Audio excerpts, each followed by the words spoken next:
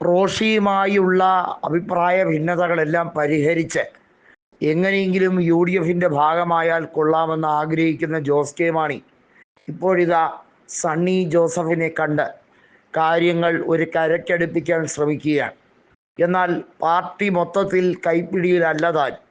സണ്ണി ജോസഫിനെ സംബന്ധിച്ചിടത്തോളം Jose K Mani accommodate ചെയ്യേണ്ട ഒരു കാര്യവുമില്ല. U D F convener Adoor Prakash പറഞ്ഞത് ജോസ് കെ മാണി കൂടി ഉണ്ടെങ്കിൽ നല്ല കാര്യമാണ് എന്നൊക്കെയാണ്. അതാണ് ആകെ ഉള്ള പ്രതീക്ഷ. പക്ഷേ കോൺഗ്രസിലെ മറ്റ് നേതാക്കൾ, പ്രത്യേകിച്ച് വി ഡി സതീശൻ അടക്കമുള്ള നേതാക്കൾ ഒരു രീതിയിലും ജോസ് കെ മാണിയെ മുന്നണിയിലേക്ക് എടുക്കാൻ താല്പര്യപ്പെടുന്നില്ല. മുസ്ലിം ലീഗ് ഏത് രീതിയിലുള്ള അഭിപ്രായമായിരിക്കും പറയുക എന്നുള്ള കാര്യത്തിലും വ്യക്തതയില്ല. ബി ജെ പിയിലേക്ക് പോകാൻ കച്ചകെട്ടിയിരുന്നതാണ് ജോസ് കെ മാണിയും കൂട്ടരും. അതിനെ എതിർത്തത് റോഷിയും സെബാസ്റ്റ്യൻ കുളത്തുങ്കലും ഒക്കെയാണ്. ജോസ് കെ മാണിയെ സംബന്ധിച്ചിടത്തോളം എം പി സ്ഥാനത്ത് തന്നെ തുടരാൻ ഇനി ഏക വഴി ബി ജെ പിയുമായുള്ള സഹകരണമാണെന്ന് മനസ്സിലാക്കിയാണ് അങ്ങോട്ടേക്ക് പോകാൻ ആഗ്രഹിച്ചതെങ്കിലും ബി ജെ പി ഒടുവിൽ കൈമലർത്തി. അങ്ങനെ സീറ്റൊന്നും ജോസ് കെ മാണിക്ക് നൽകേണ്ട കാര്യമില്ല. കാരണം അങ്ങനെ നൽകിയിട്ടും മധ്യ തിരുവിതാംകൂറിൽ വലിയ ഓളമുണ്ടാക്കാൻ അദ്ദേഹത്തിനോ അദ്ദേഹത്തിൻ്റെ വിശ്വസ്തരായവർക്കോ കഴിയില്ല. പാർട്ടിയെ മൊത്തത്തിൽ കൊണ്ടുവരാമോ എന്നതാണ് ബി ജെ പിയുടെ ചോദ്യം.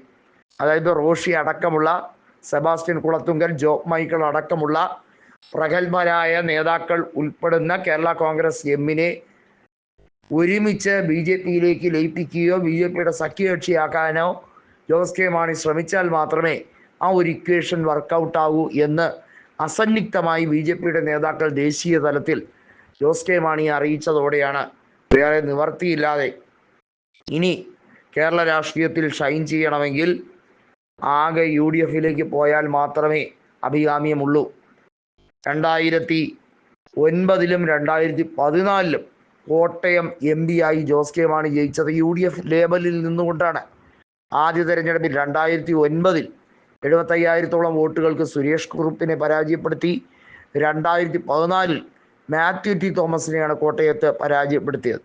എന്നാൽ ഇതൊന്നും പാലായിൽ മത്സരിച്ചപ്പോൾ ജോസ് കെ മാണിക്ക് നേട്ടമായി കണക്കാക്കാൻ കഴിഞ്ഞില്ല. കാരണം Jose K Mani Kottayam M P ആയപ്പോൾ ഏതെങ്കിലും രീതിയിൽ വികസനം അവിടെ കൊണ്ടുവന്നിട്ടുണ്ടോ എന്ന വലിയ ചോദ്യം ആരായുകയായിരുന്നു പി ജെ ജോസഫും കൂട്ടരും ചെയ്തത്. ഇപ്പോഴിതാ കഴിഞ്ഞ നിയമസഭാ തെരഞ്ഞെടുപ്പിൽ പാലായിൽ തോറ്റു എന്നുള്ളത് മാത്രമല്ല, ഇത്തവണത്തെ ലോക്സഭാ തെരഞ്ഞെടുപ്പിൽ ജോസ് കെ മാണിയുടെ സ്ഥാനാർത്ഥി നാണം കെട്ട് കോട്ടയത്ത് തോറ്റു തുന്നം പാടുകയും ചെയ്തു.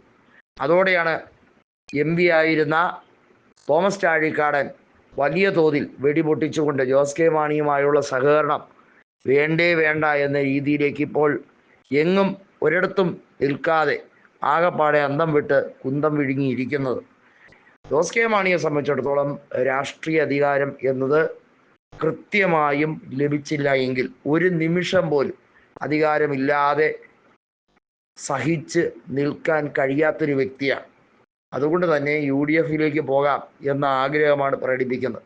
പക്ഷേ യു ഡി എഫിനാണെങ്കിലോ അദ്ദേഹം വേണ്ട, ഭരണം കിട്ടിയില്ലെങ്കിലും വേണ്ടില്ല എന്ന നിലപാടിലാണ്.